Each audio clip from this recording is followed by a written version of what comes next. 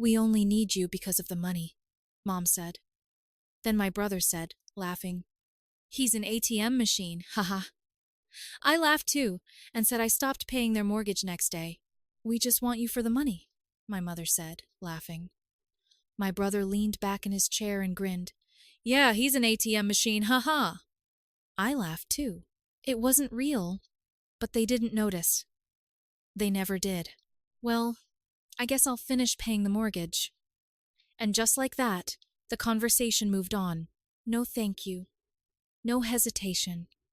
Just an expectation that I would continue to pay their bills as I always had. The next morning, I made the payment. I hardly thought about it.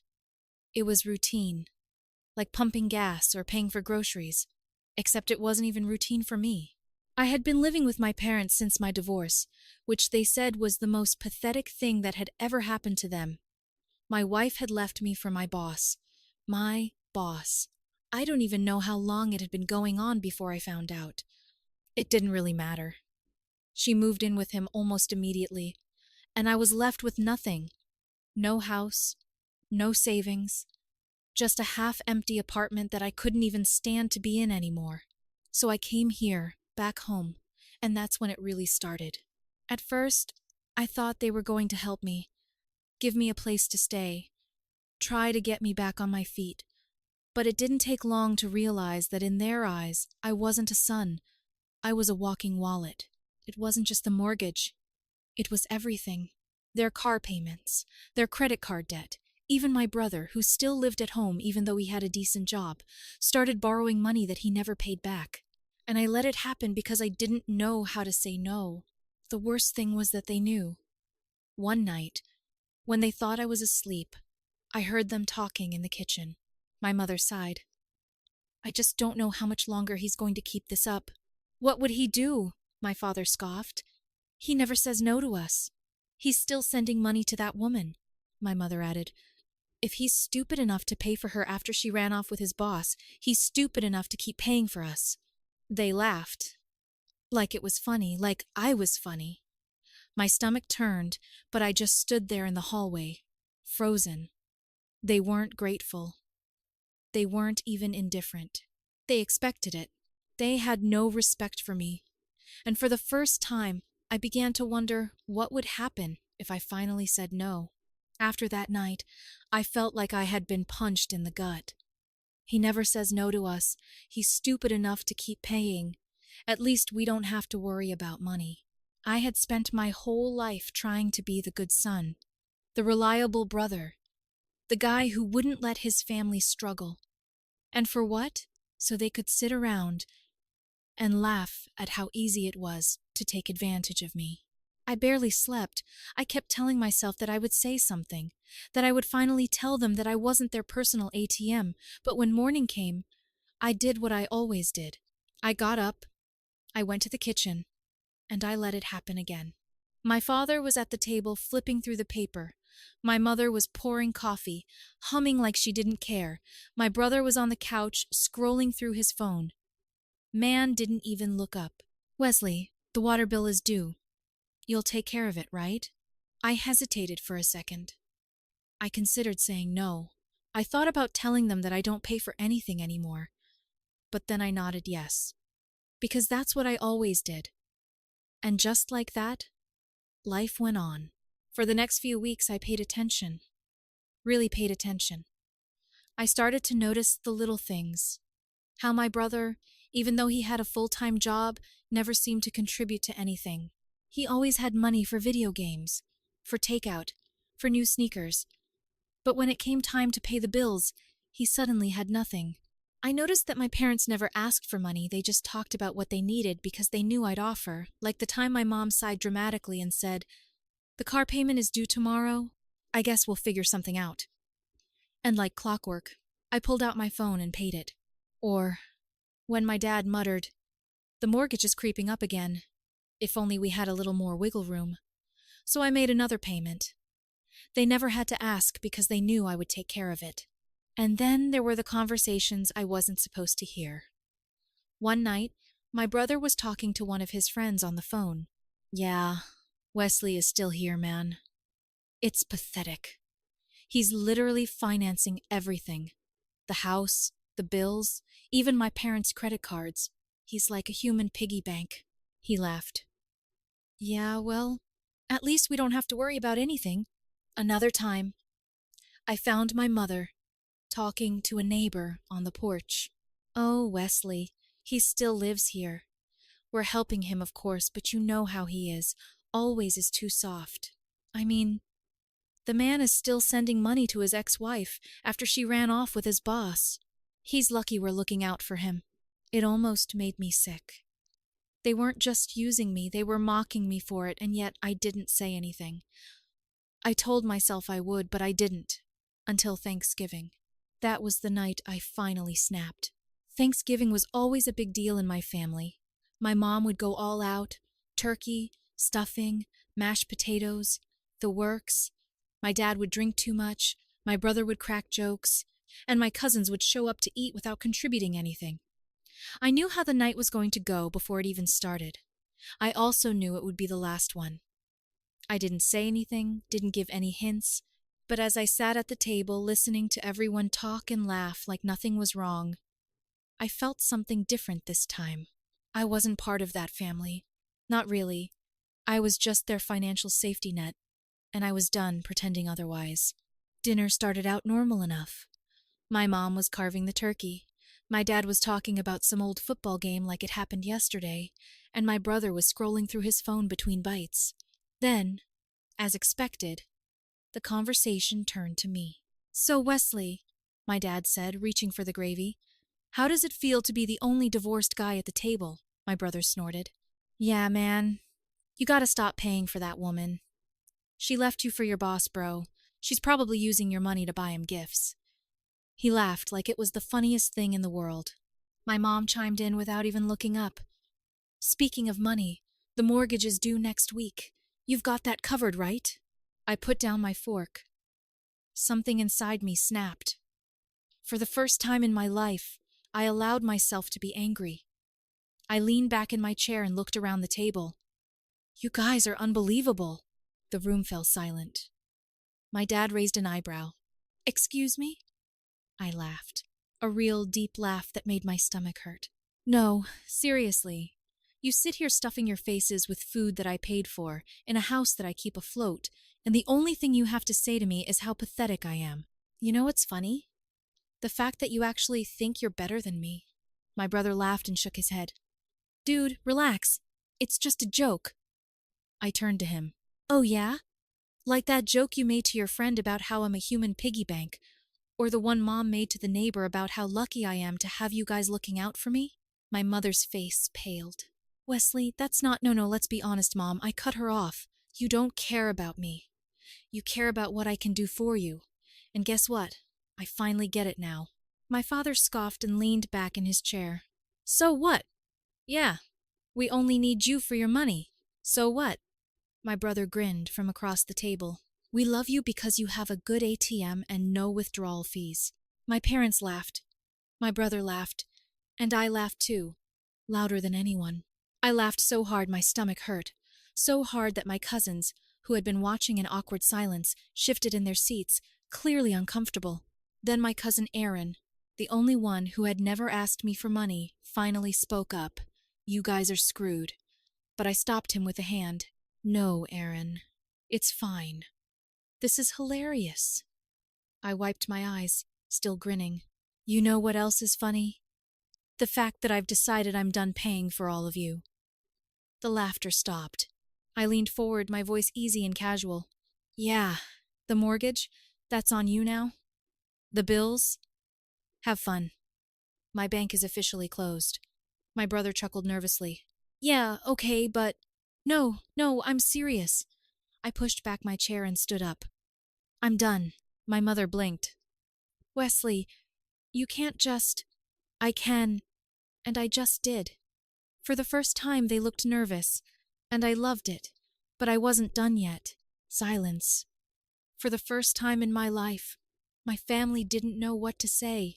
I let it sink in, watching their expressions change from shock to confusion to something else, panic. My father forced a laugh. All right, Wesley, you made your little speech. You're done paying, fine. But let's face it, you're not going anywhere. My mother nodded quickly. Exactly, you live here, remember? Where are you going? My brother grinned. Yeah, man, you always say things, but we all know you'll make the mortgage payment next week like you always do. I just smiled and picked up my plate. Then, very calmly, I walked over to the trash can and dumped my entire Thanksgiving dinner in it. My mom gasped as if I had just committed a crime. What are you doing? I turned around. Well, since I paid for this food, I figured I could do whatever I wanted with it. The room went silent. Then I walked past them to my room. What are you? My dad started, but I ignored him. I grabbed a duffel bag from my closet and started packing clothes, laptop, everything that mattered. I had nothing in this house worth keeping. No memories I wanted, no reason to stay. As I zipped up the bag, my brother leaned against the doorframe with his arms crossed. Dude, you're not leaving. I slung the bag over my shoulder and locked eyes with him. Watch me. Then I walked out. When I walked back into the living room, my parents were still sitting there, stunned. I threw my house keys on the table. I canceled every automatic payment. Mortgage, utilities, everything. You are on your own now. My mother stood up so fast her chair squeaked. Wesley, you can't just leave, my dad scoffed. Do you really think you'll survive without us? I laughed. That's the funniest thing you've ever said. Then I turned to the one person who had actually stood up for me. Aaron, do you have a couch I can crash on for a week? Aaron grinned. Hell yeah. I patted his shoulder. Cool, let's go.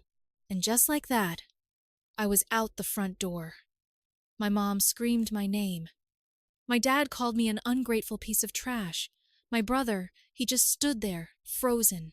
They didn't think I'd actually do it, but I did. And for the first time in my life, I felt free.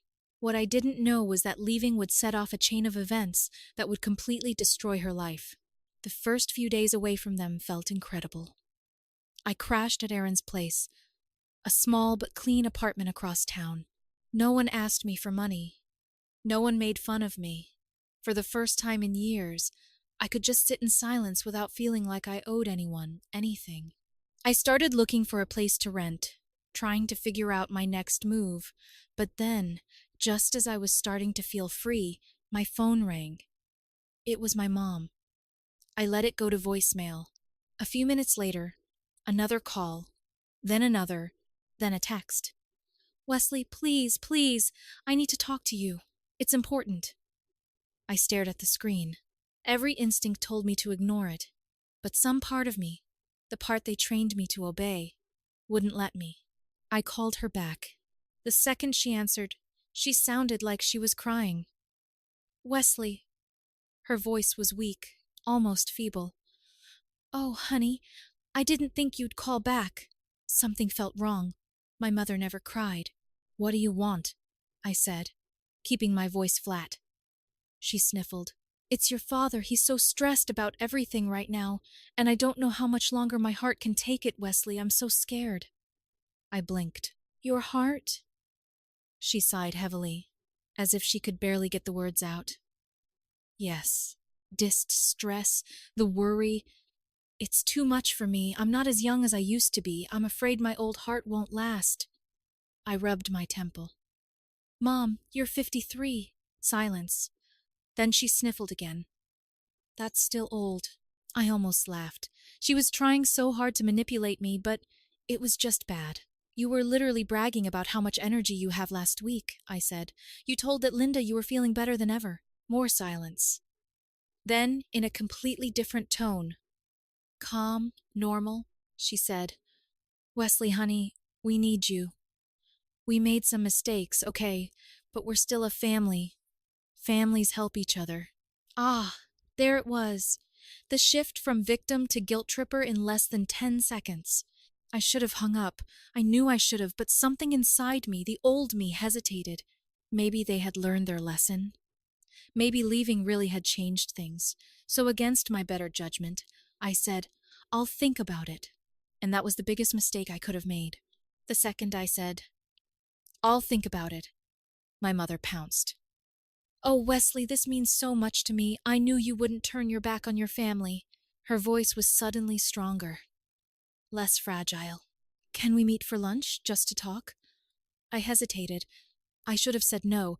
Every instinct told me it was a trap, but against my better judgment, I said yes. The next afternoon, I met her at a small diner. She was already there, sitting in a booth, her hands clasped as if in prayer. The moment she saw me, her face lit up as if I had just walked on water. "Oh, my sweet boy," she gushed, reaching out to clasp my hands. "I miss you so much." I slid into the stall. "Mom, let's just cut to the chase," she sighed, looking down as if about to say something painful. "Wesley, I want to apologize for everything." I blinked. This was unexpected. "We took advantage of you," she went on. "We didn't appreciate you, and we were wrong. When you left, your father and I realized how much you did for us." She sighed dramatically. "It's been so hard without you, darling. We're drowning." There it was, the hook. I crossed my arms. "You mean you actually have to pay your own bills now?" She gave a sad little nod. "Yes, and Wesley, I'm so scared." She put a hand on her chest as if she was feeling for a heartbeat. "I haven't been able to sleep. My heart keeps racing. I think the stress is making me sick." I stared at her. "Mom, you literally went on a spa weekend 2 days ago." Her eyes widened for a split second. "Well, yeah, but that was just to try and relax from all the stress. I was desperate, Wesley. I should have walked out. I should have laughed in her face and walked away, but she kept talking. We've learned, sweetheart. We really have. And listen, I know we don't deserve it, but if you could just help us this one last time, I swear things will be different." She leaned forward and lowered her voice. "Your father, he won't say it, but he's scared too. We could lose the house, Wesley." I felt my stomach twist. That house, I had spent my whole childhood there. The thought of them losing it felt wrong, even after everything. I sighed and rubbed my face. "Fine," I muttered. "I'll cover this month's mortgage." Her whole face lit up. "Oh, honey, I knew you had a good heart." That night, I logged into my bank account and made a one-time payment toward the mortgage. It was a mistake, a huge one, because the next morning I woke up to a text from my brother. "Damn, thanks for paying the mortgage, bro. Can you cover my car payment too? I'm a little short." I stared at my phone, my blood boiling. Then another text came through from Dad. "Glad you came to your senses, son.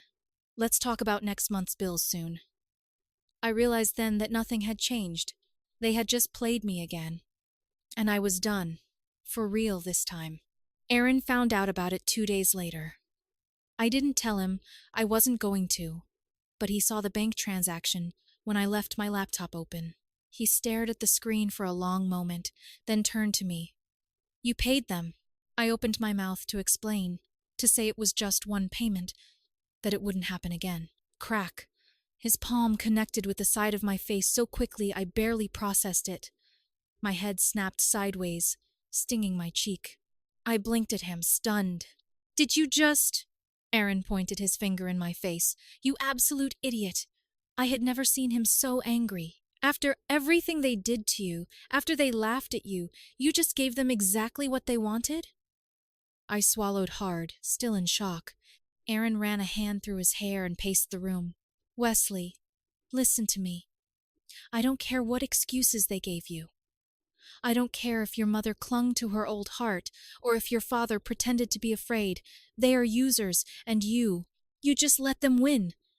I clenched my jaw. "I was just thinking—" "No, no more thinking." He grabbed my phone from the table and shoved it into my hand. "Block them, all of them, right now." I hesitated. He glared at me, his voice deadly serious. "If you don't, Wesley, you'll never get out. You will be their ATM for the rest of your life." My hand shook. And then, for the first time, I blocked her. Mom, my dad, my brother, all of them. Aaron watched me do it. Then exhaled and shook his head. "Jesus, man." He sat down beside me and rubbed his face. I don't know how you turned out so damn nice with a family like that. I let out a weak laugh. Yeah, me either. It's been months now. I haven't spoken to them since that day, not even once, and you know what? They never even tried to reach me in any other way. No emails, no showing up at errands. They didn't care about losing me. They only cared about losing their money. I should feel free. I should feel proud. And in a way, I did. I stopped funding them. I also stopped funding my ex, she called once, complaining about some bills she was struggling with, and for the first time I told her no. She hung up without saying another word. But here's the truth. Deep down, I still feel like a loser. I still feel like the guy who never knew how to say no. I know I did the right thing. I know that my family was toxic, but after being the person who was needed for so long, it's weird not to be. I'll get over it, at least I hope I will. Update: it's been a few months now, and I finally have my own place. It's not fancy, just a small one-bedroom apartment, but it's mine. No one asking for money, no guilt trips, no walking on eggshells in my own home, just silence. At first, the silence felt strange. I was so used to people wanting something from me that I didn't know what to do with myself. But now, I'm starting to enjoy it. The other day, I walked by my parents' house out of curiosity. It looked rough, unkempt yard, peeling paint. For the first time in my life, I felt nothing when I looked at it.